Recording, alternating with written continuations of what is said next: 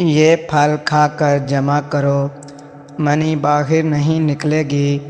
السلام علیکم ناظرین، آج کی ویڈیو میں آپ لوگوں کو 5 اجزاء کے بارے میں بتاؤں گا اور اس کی ترکیب، تیاری، استعمال اور اس کے فوائد بھی، اور ویڈیو کو آخر تک دیکھنا تاکہ آپ کو اچھی طرح نسخے کی سمجھ آ سکے، اور اگر آپ مجھے سپورٹ کرو گے تو میں آپ کے لیے روز نئے نسخے لے کر حاضر ہوں گا۔ ویڈیو کو اینڈ تک دیکھا کریں۔ پہلے چند اہم موضوع پر بات کرتے ہیں، پھر ہم نسخے کی طرف جائیں گے۔ جس مرد کی بیوی کو پسینہ زیادہ آتا ہے اس عورت کا شوہر جلد بوڑھا ہو جاتا ہے۔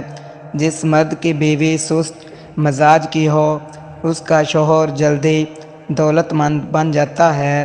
جس کی بیوی غصہ زیادہ کرتی ہے ایسی بیوی جلد بڑھاپے کا شکار ہو جاتی ہے۔ جو عورت شوہر کے ساتھ زیادہ پیار محبت بانٹتی ہے وہ ہمیشہ جوان رہتی ہے۔ جس عورت کی آنکھیں بد رنگ کی ہوں ایسی عورت سے شادی کرنا بہتر ہوتا ہے۔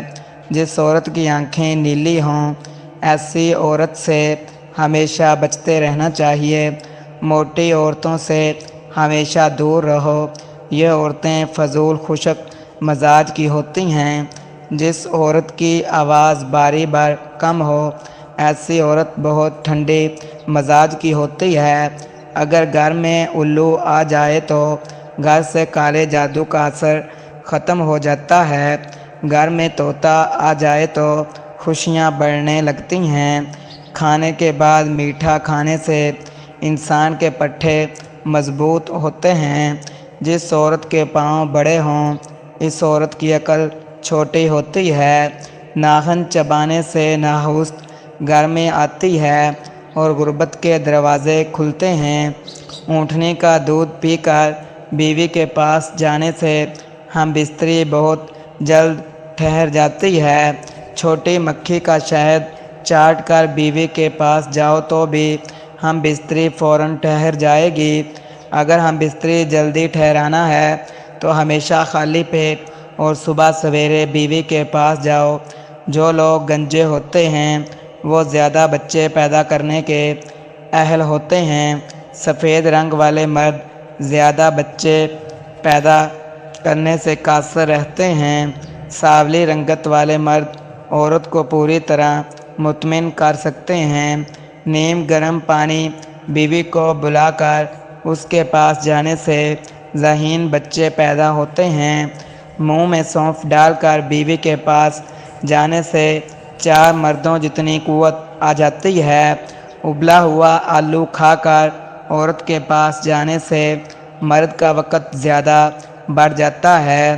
اگر زیادہ وقت چاہیے تو شکرگندی کھا کر جاؤ۔ کھڑے ہو کر محبت کرنے سے بیوی جلد مطمئن ہو جاتی ہے۔ مرد ہر دفعہ عورت سے ایک نئی ادا مانگتا ہے لیکن خود ایک ہی انداز کی حیوانیت کافی سمجھتا ہے۔ انقلاب کی ناکامی جرم نہیں لیکن اس کے اسباب عوام سے چھپانا ناقابل معافی جرم ہے۔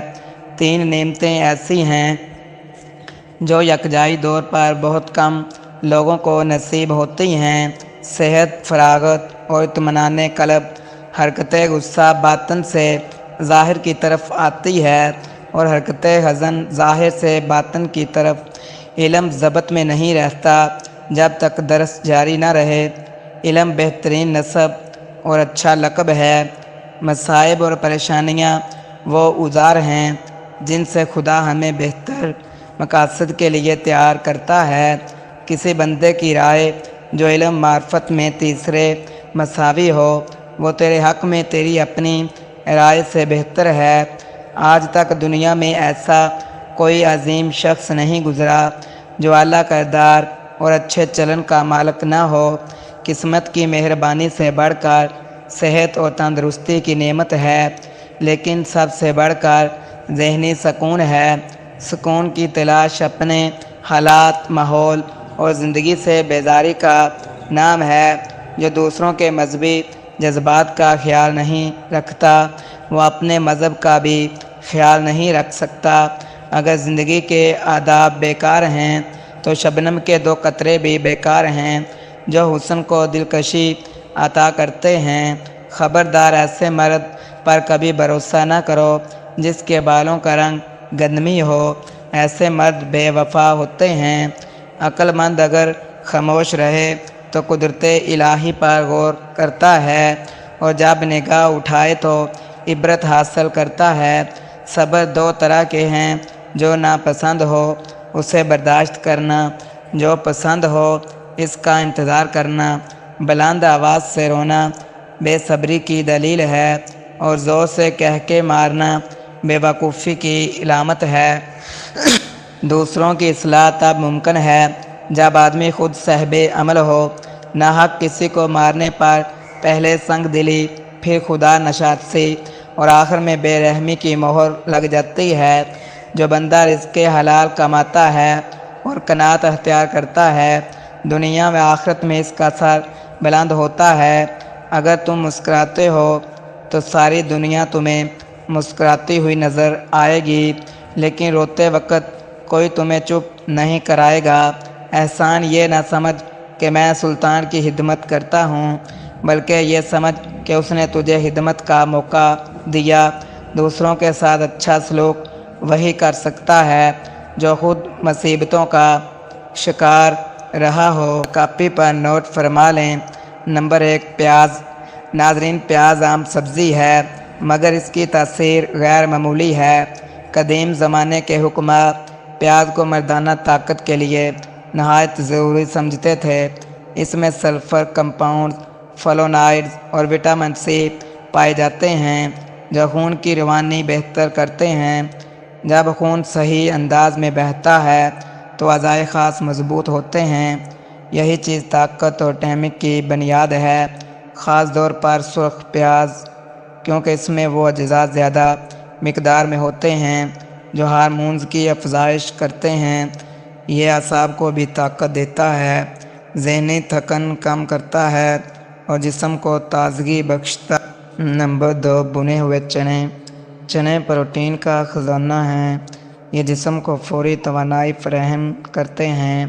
بھنے ہوئے چنے ہلکے پھلکے اور آسانی سے ہضم ہونے والے ہیں۔ ان میں موجود انزائمز نطفے کی مقدار اور معیار کو بہتر بناتے ہیں، جس سے ازواجی طاقت میں اضافہ ہوتا ہے۔ نمبر 3، پانی۔ پانی وہ ذریعہ ہے جو تمام اجزاء کو یکجان کرتا ہے۔ یہی وجہ ہے کہ کہا جاتا ہے کہ نسخے کی تیاری میں پانی کی مقدار اور استعمال نہایت اہم ہے۔ نمبر 4، شہد۔ شہد کو اللہ نے شفا قرار دیا ہے۔ یہ صرف میٹھا نہیں بلکہ توانائی کا خزانہ ہے۔ شہد جسم میں آکسیجن کی مقدار بڑھاتا ہے، خون صاف کرتا ہے اور اعصاب کو طاقت دیتا ہے۔ یہ دماغ کو تقویت اضافہ کرتا ہے اور سکون فراہم کرتا ہے۔ ترکیب تیاری: 20 سے 30 گرام تازہ سرخ پیاز کا رس نکالیے۔ اس رس میں 15 گرام بھنے اور چھلے ہوئے چنے ڈال دیجیے۔ تھوڑا سا پانی شامل کر کے ہلکی آنچ پر پکائیں۔ اتنی دیر پکائیں کہ پانی خشک ہو جائے اور صرف پیاز کا رق اور چنے باقی رہ جائیں۔ جب نیم ٹھنڈا ہو جائے تو اس میں 10 گرام خالص شہد شامل کریں اور اچھی طرح مکس کر لیں۔ کسی صاف شیشی میں محفوظ کریں، لیکن بہتر ہے کہ ہمیشہ تازہ تیار کریں۔ طریقہ استعمال: روزانہ صبح نہار منہ یا رات سونے سے پہلے 2 چمچ کے برابر مقدار نیم گرم دودھ کے ساتھ استعمال کریں۔ دودھ نہ زیادہ گرم ہو نہ زیادہ ٹھنڈا۔ کم از کم 5 دن استعمال لازمی ہے۔ زیادہ ضرورت ہو تو 10 دن تک استعمال کر سکتے ہیں، لیکن 10 دن سے زیادہ ہرگز مسلسل نہ کریں۔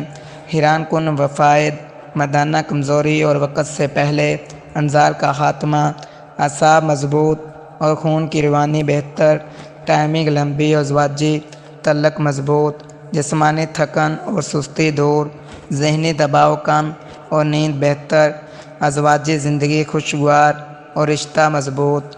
احتیاط: شوگر یا بلڈ پریشر کے مریض ڈاکٹر یا حکیم سے مشورہ ضرور کریں۔